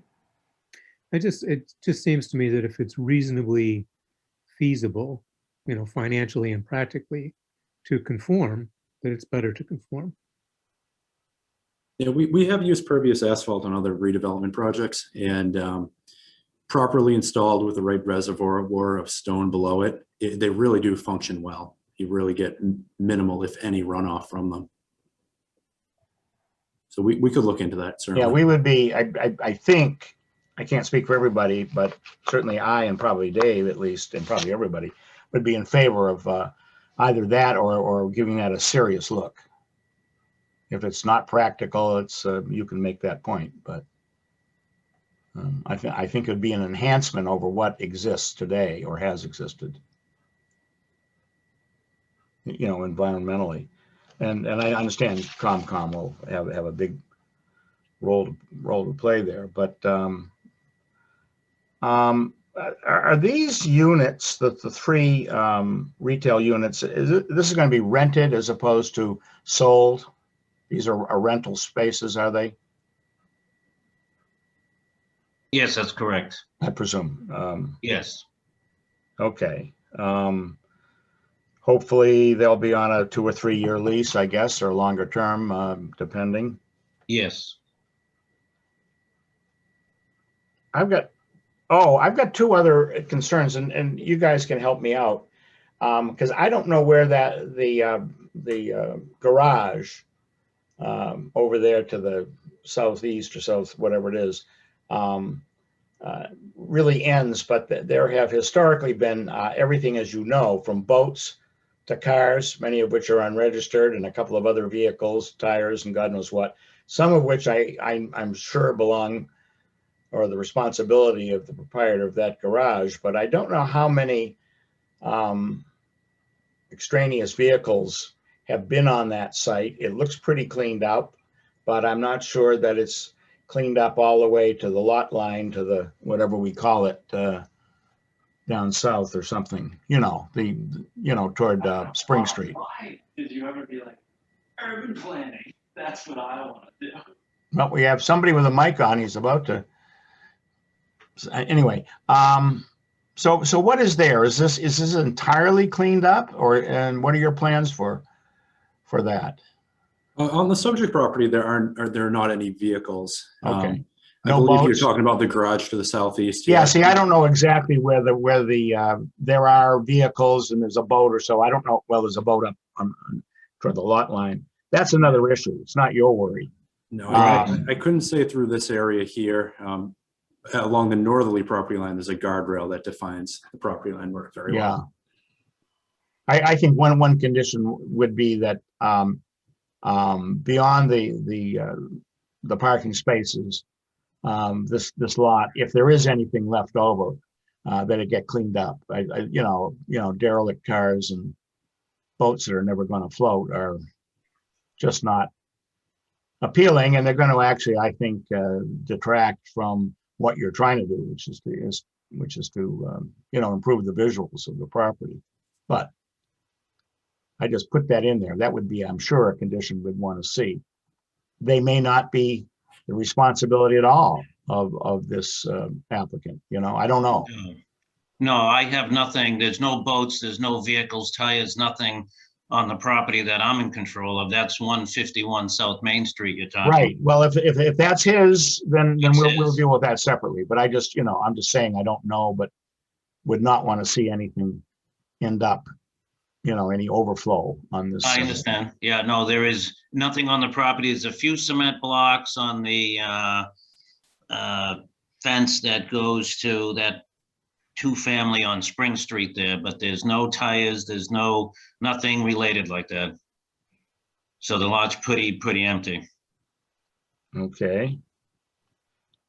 The other issue, and I'll turn it again over to the board, is in the past when we've had 1 or 2 situations where there's been a very decidedly different not allowed use, not terribly harmful, in a residential area, and we have as a zoning board, at least for the initial years, been very concerned about operating hours. I would be concerned about those retail spaces. I'm sure it isn't your intention, but if they were open till 11 or 12 at night and, took on a slightly different character, that's a kind of a quiet neighborhood, particularly, as I said earlier, when the sun goes down. I mean, you, John, your operation was closed. So is the repair guy. I can't remember his name, but things quieted right down. St. Anthony's didn't make a hell of a lot of noise, and I won't make any comments about the funeral home, but it was very, it's a quiet neighborhood. And if it were a professional office without a lot of after hours comings and goings, I think that'd be compatible. If it was an office for whatever reason where there was activity, people talking out in the parking lot or till 10 or 11 at night, that would be really bothersome. might want to see an operating, we haven't talked about it as a board, but some sort of an operating parameters, 8 to 6, 8 to 7, something like that. I'm not trying to hurt anybody's business, but just, I don't know how the board, feels. I'm just throwing ideas out there. None of these are demands, they're considerations. Understood. Adam, do you want to opine? No, I would just note that these are very small spaces. Yeah. Okay, well, maybe, as I say, you can sort of, noodle these ideas around a little bit and see what could be done without being too prescriptive. I don't want to get that, down to a 15-minute, or you can rent to this kind of a business and you can't rent to that. That would be foolish, I think, if I got too specific.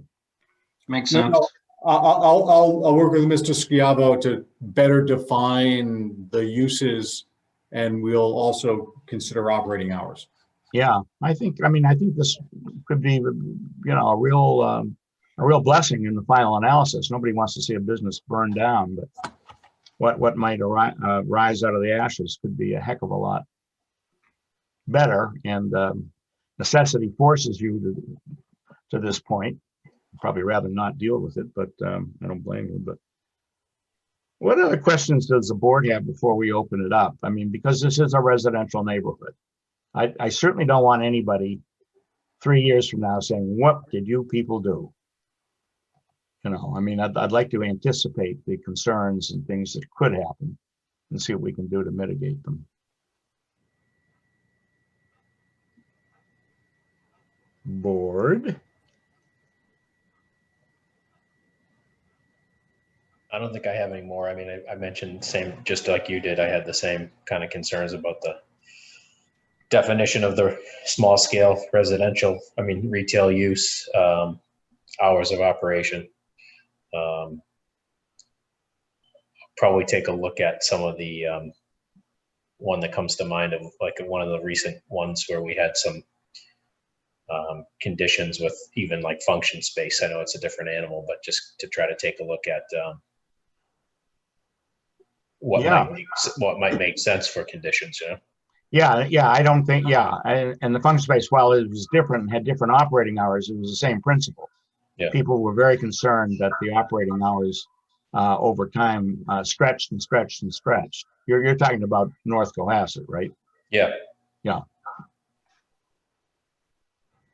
So that would be something I'd like to see how you plan on solving that. And the parking, of course, is, I know they had a lot of approved spaces. If you're going to be less intensive, I'd like to see some visual, proof of or backup of that. That would all be on the plus side. I don't doubt it. I don't doubt that you could come up with, but we haven't seen it yet. I'd also like, as part of the plan, to see the screening plans from between the parking areas and the neighbors. Yeah, it looks okay when you draw a circle and a couple of squiggly lines in a plan, but I think landscaping here is going to be very important, particularly north toward the Afshars. I don't think the guy who's running the retail shop much cares, but nevertheless, I'm sure St. Anthony's parishioners care. I mean, they're proud of their building and landscape, and I think this should help, not hurt, should be a plus, not a minus to that part of the neighborhood. No, and thank you, Mr. Chick. We discussed preparing a landscaping plan. Again, we anticipated it would be an issue for the planning board, but we're happy to accelerate that and provide that same information to you. Yeah. And what was the other relief you're seeking is a 9.7H? Why don't you just run through the 5 conditions or whatever it is under 9.7H and how you comply with them? I think it's 9.7H, isn't it?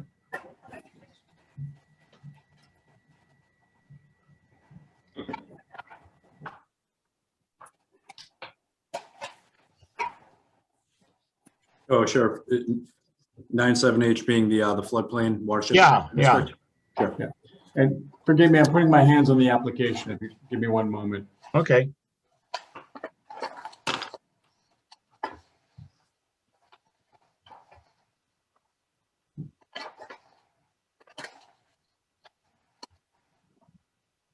Thank you. And we did try and address that in our February 2 letter to the board.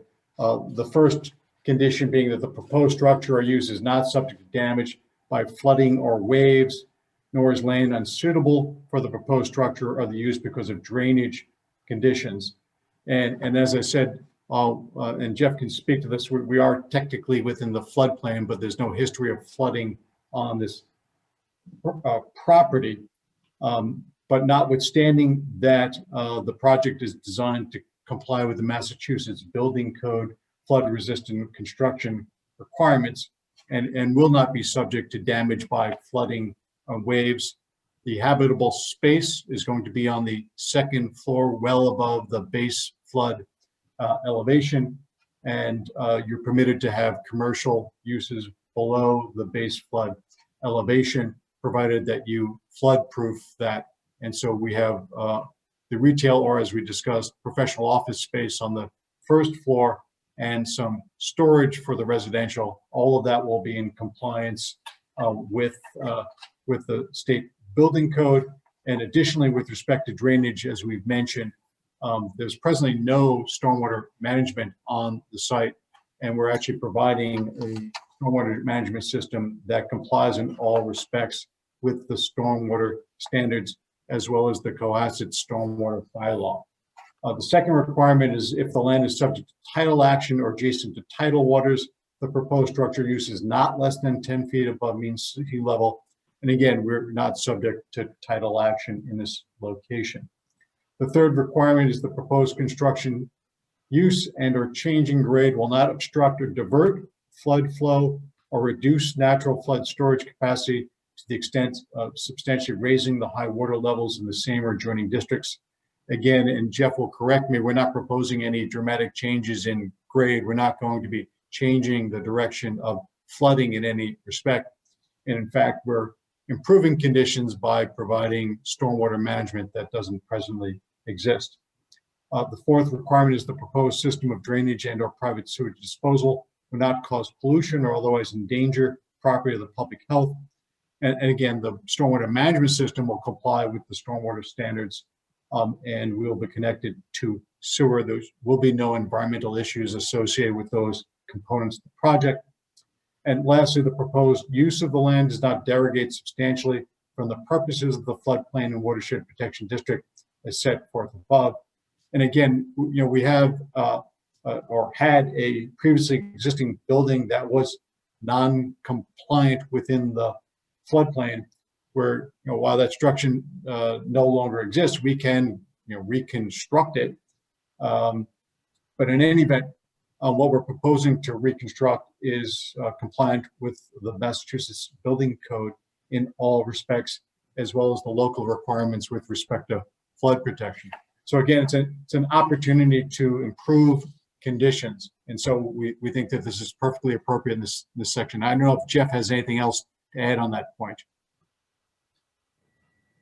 No, I really don't, Adam. Like you said, it's an opportunity to improve an existing condition. The building will be built in accordance with building code. We're not looking to alter any drainage patterns. And if anything, we're looking to improve the drainage by adding stormwater controls where currently there are not any. That, Jeff, that raises a question I had. It looks to me like your strategy for the stormwater management is to direct the stormwater toward Spring Street and away from the residents on the north side of Main Street. I mean, the north side of the property on South Main Street. So you're kind of trying to get things away from the residential properties. Is that right? Yeah, that's exactly correct. The majority of the runoff from the parking lot would go to this rain garden in an area that's currently gravel. And if that were to overtop in the larger storm events, it would flow into the wetland, which has an overflow pipe that runs back to a stream located a couple properties off site. But the flow to that would be reduced with the stormwater controls. All right. Well, I think with,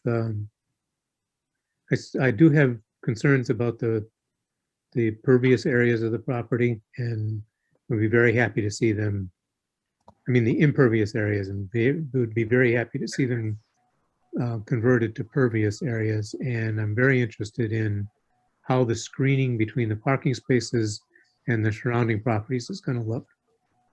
Otherwise, I do believe this is a substantial improvement over what the conditions used to be on the property. Matt? I don't have any further questions or anything. Okay, Jen, do we have people in the audience who would like to, who have questions or comments? Yeah, we do. If it's okay though, Mr. Chairman, if I may just address a couple of the items that Adam mentioned. Thank you very much. So we do we do have people in the Q&A, and if you've raised your hand, please write your question in the Q&A. And I know a lot of flooding questions have been addressed so far, but there's probably more. My only items, we did receive, I had requested comments on this project last week, and followed up today when I had not heard back.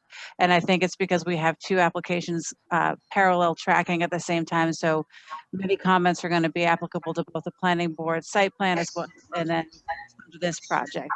But there are some pretty significant concerns that I particularly, if Adam, you wouldn't mind sending me the information you cited from the DEP so that I can forward to the Board of Health Director, just because she did try to find the file and was not successful.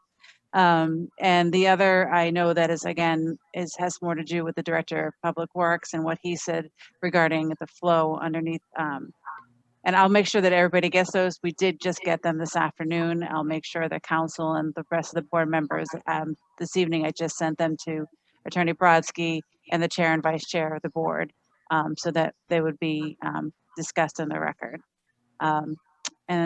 Those are, and I just, for those who have concerns, that this is going to be going to several boards as you've discussed, but I thought I wanted to mention that because these, the neighbors should also go to the, when it happens, the Conservation Commission, and then next Wednesday is the site plan review for the planning board, which will also be on Zoom. So if people who are here would want to note that that's happening next week.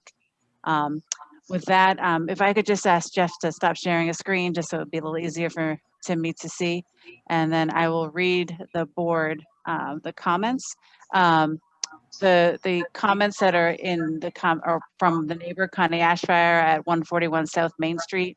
They too are very concerned about the paved area versus what existed before, when the backyard was natural turf. They are in the floodplain, and they are obligated to have flood insurance. So she wanted to let you know that. We also had someone raising their hand in the audience, but if I can't, I believe, I think it might be Michelle, who's a neighbor who I did talk to today. I can allow Michelle to speak if you're not, oh, actually here she is. She is very concerned about the amount of cars and parking, lighting, and the size of the building. It is 3 times the size of the former building. So those are the comments. Adam, I think in terms of our comparative, not just parking spaces, but the previous building's dimensions are called for here. It'll help us a lot. Yeah, so I think unfortunately that citizen is mistaken. The building the footprint of the building is substantially identical, but we can, it's called out in the plan, but we certainly can confirm, you know, I don't know, we'll make that clear yet again. With respect to the backyard natural turf, the area behind the building, I believe, was not natural turf. And in fact, it was some form of compressed, broken up asphalt. And so that was not a natural surface back there.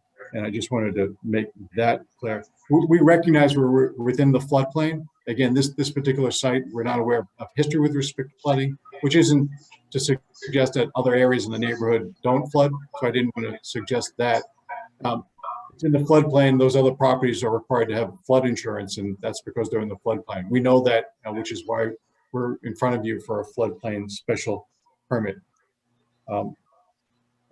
And again, with respect to lighting, we are going to prepare a photometric plan to ensure that there's no light pollution from this project that would extend over any of the property lines and create a nuisance for any of the neighbors. And we understand that.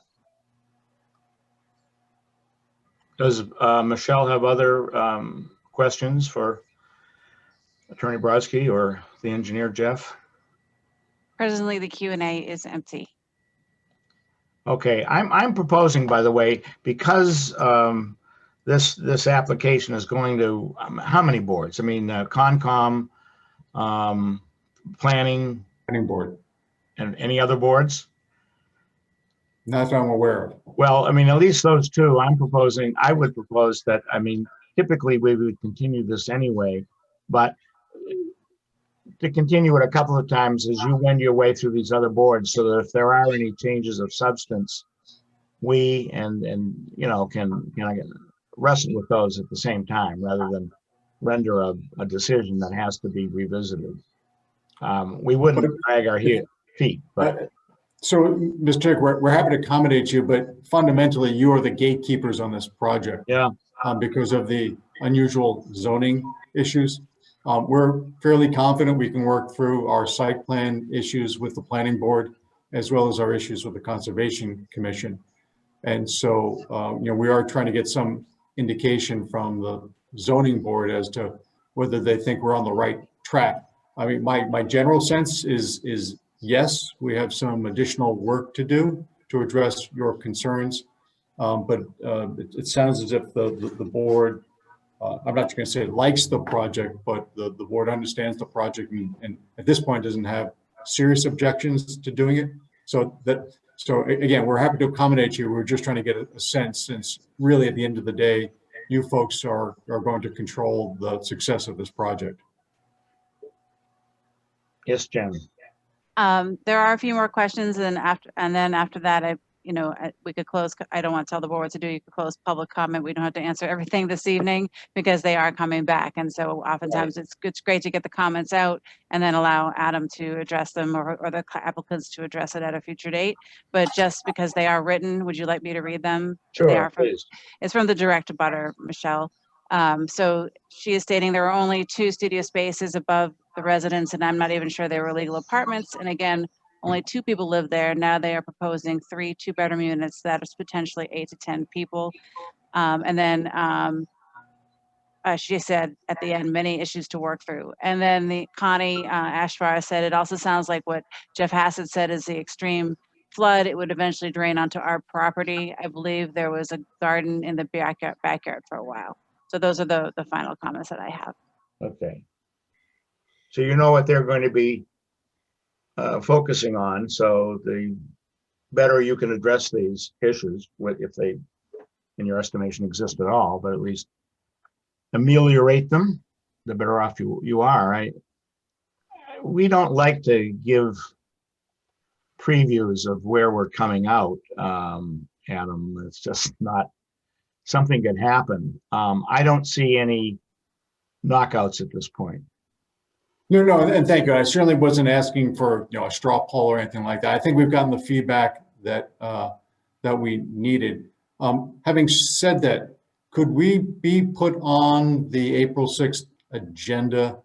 If we're not in a position to continue, perhaps we will continue to the May meeting. We are up against some internal deadlines. But rather than kick it out for 2 months. Well, I wasn't proposing to kick it out for 2 months. I was proposing to continue it, but that we stay abreast of how the other boards are, any issues they're bringing up that might impinge on the plans that are before us tonight. Yes, sir. Understood. I mean, do you agree with that, Dave and Matt? Yep. Yeah. So I would actually if we have no other comments from the audience, I'd make a motion to continue this hearing until April 6th and put them on the agenda, and you can address whatever issues that we have brought up, plus whatever issues might be percolating in front of Concom or planning. I'll second that. Okay, Woody Chidick, aye. Matt Watkins, aye. Morris, aye. All right, so 3 of us unanimous that we'll continue this. Yeah, Woody, this just, Sorry. it just occurs to me that it's for our further hearings on this subject. Right now, there's only 3 of us that are part of the hearing, so we need to make sure that, we're all going to be here. Us 3 are there at the next hearing, and if not, we'll, Adam, that's the only thing, as you understand, that could knock this out a month further. Right now, it appears that we can make that April meeting, but we need 3 votes. No, I understand, but perhaps Mr. Higginson could Mullinize himself in order to be able to participate. It's on my to-do list. Thank you. Yes. Fortunately, actually, with this being taped, it's a lot easier to get up to speed than it was in days of yore. Okay, well, that concludes the hearing part of our meeting tonight. We have one more. We've closed another hearing, and we have a draft decision. And that hearing that we closed was 481 Jerusalem. Thank you, everyone. Good night. Yep. And thanks very much, everybody, for coming. Thank you, night, Karis all. and Cindy. Thank you, Karis and everybody. Thank you, Cindy Karis.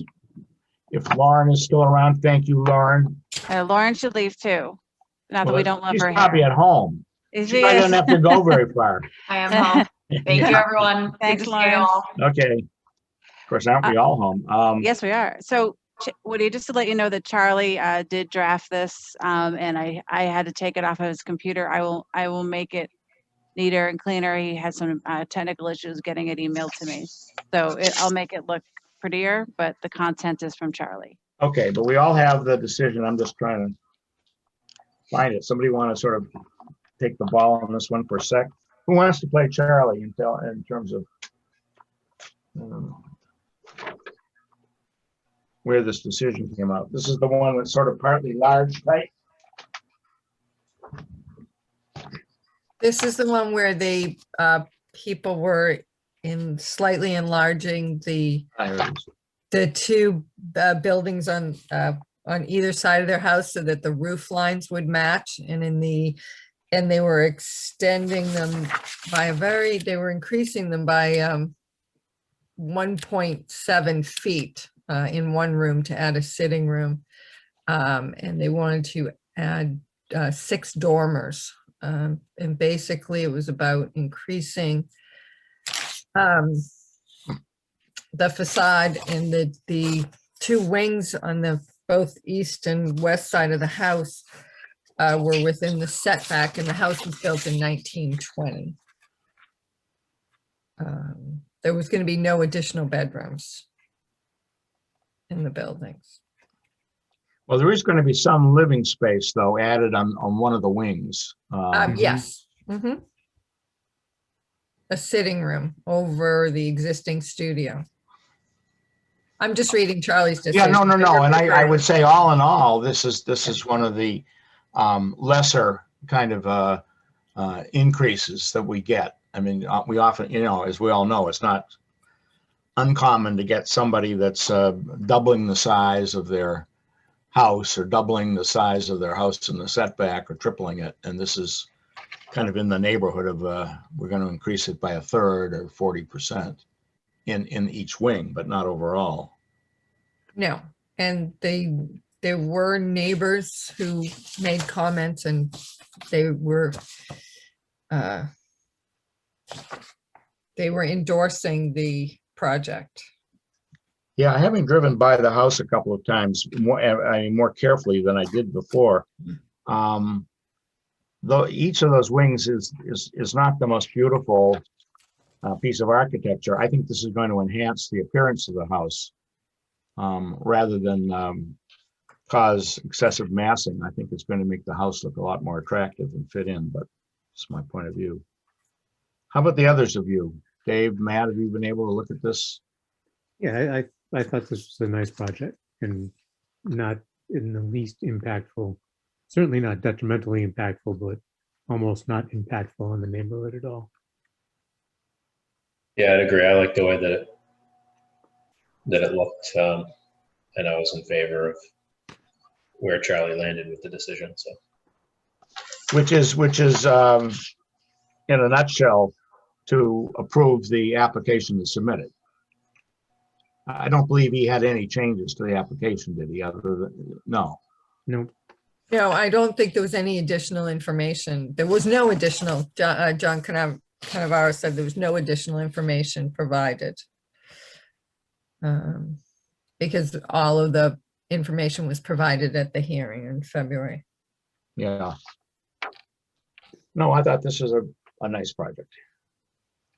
Yep. Kind of, these are kind of softballs. I'm worried.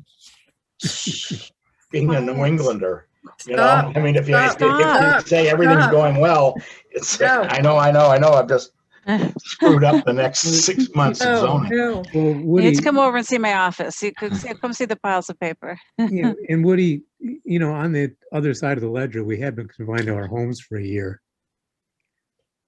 You're what? We've been confined to our homes for a year. We could at least get some easy applications, balance it off. Yeah, I know. No, this is, we're on borrowed time, but anyway.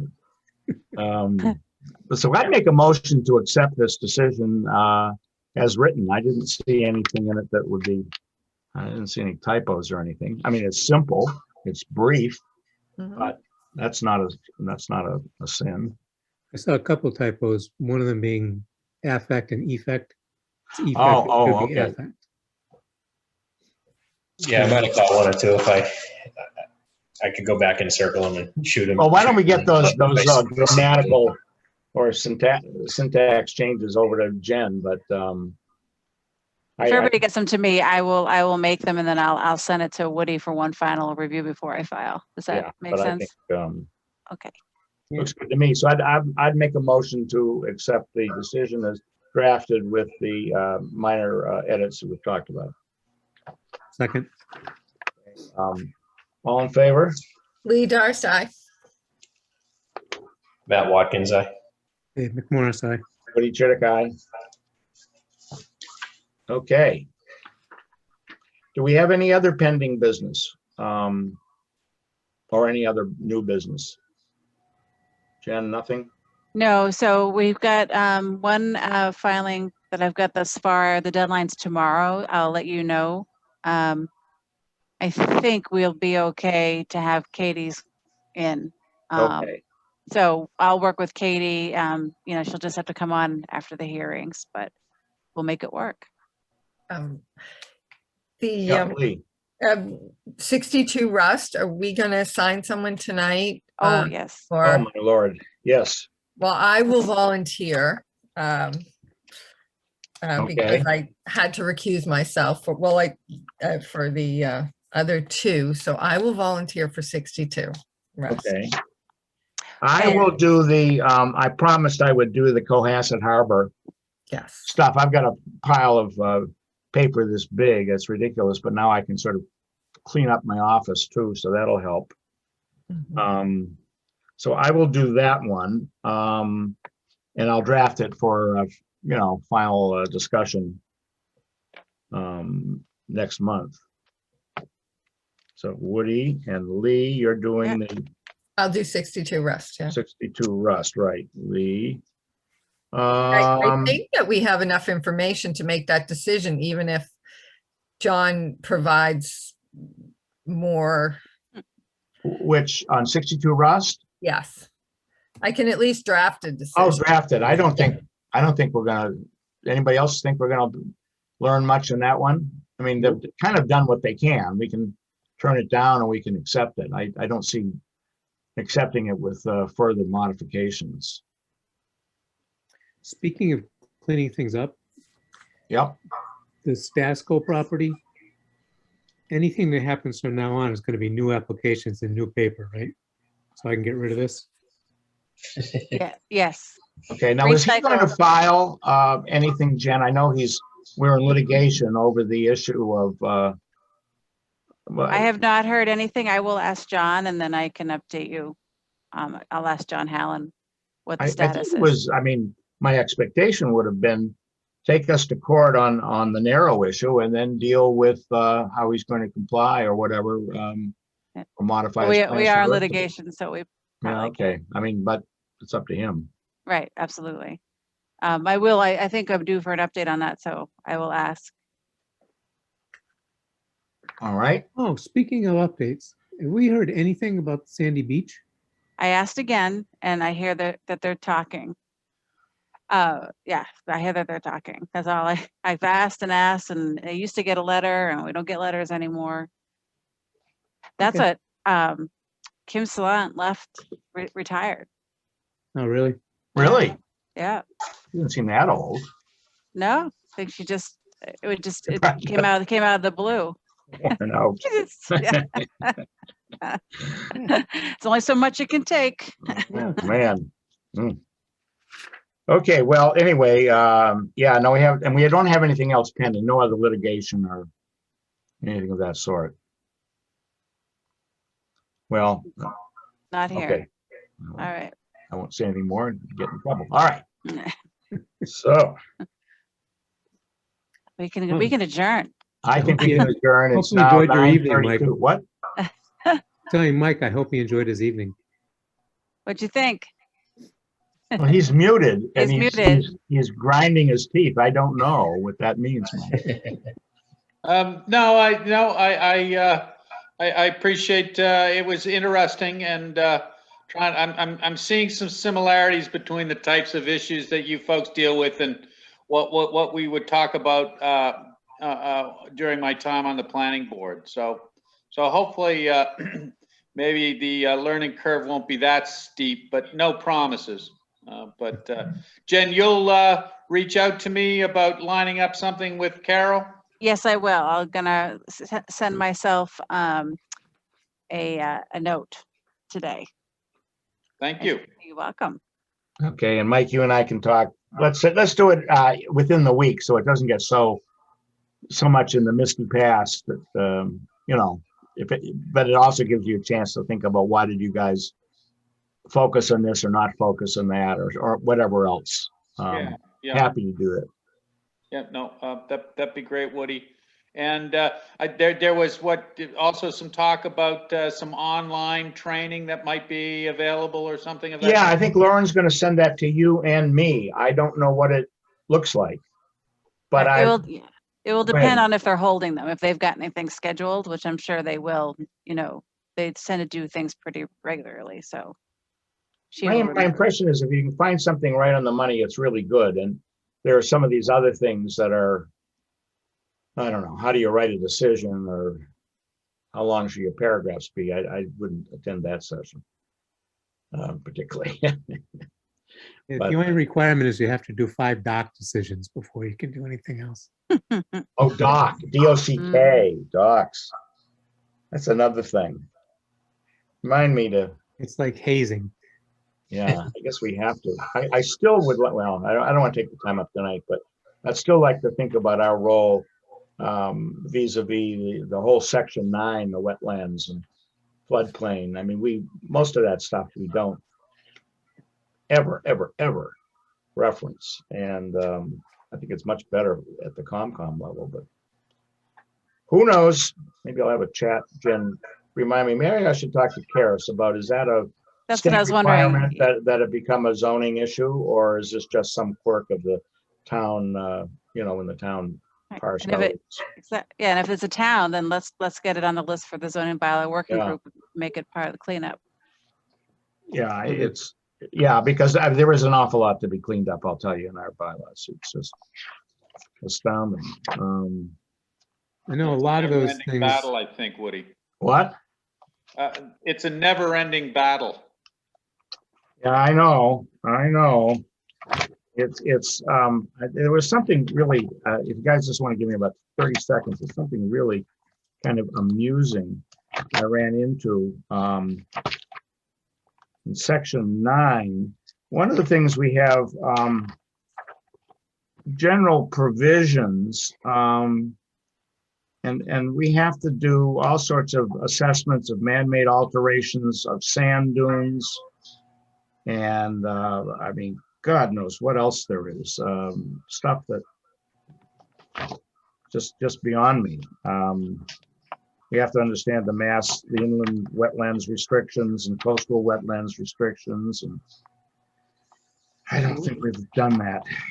In a prior life, I worked for FEMA, Yeah, and it was when they were first putting in all the wetlands regulations and all that kind of stuff. Like, you couldn't get flood insurance unless your town passed all these pattern bylaws.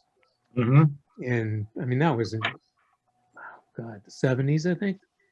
So in the interim, a lot of this stuff may be able to now be under planning board instead of zoning board or Concom. But I think all this stuff is relics of the old FEMA requirements. Yeah.